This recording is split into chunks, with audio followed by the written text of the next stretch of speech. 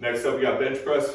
We can honestly do a full hour video on bench press, back squat, deadlift, so I'm just gonna hit the real main touch points on these for this little series. But with the bench press, number one mistake that we see, like we were talking about on the push-ups, is that elbow flare, bar gets thrown back into the J hooks and we get stuck halfway up.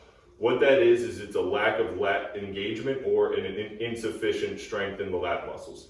The lat muscle is responsible for humeral adduction, or bringing the arm back to the body, and then also humeral extension, right? So bringing the arm forward and down to the body. So when we see people miss on a bench press, right, we always see this, or losing that humeral extension, or this, where the elbows bow and flare away from the bar, or from the body rather, which again is losing the lats.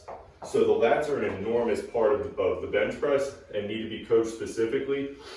We need to make sure that we're trying to recruit as much from the back side as we are from the front side. You're making a mistake if you think that a bench press is just a pec, anterior delt and tricep exercise.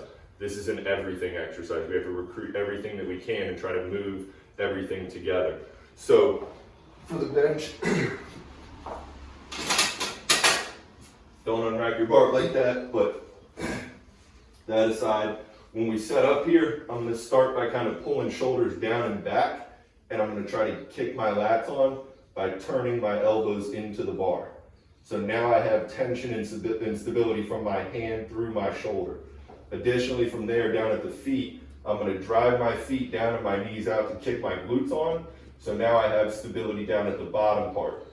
So from here, when we load down, we're still thinking softball distance between elbows and ribs, and I'm shooting for just below the nipple line at the chest.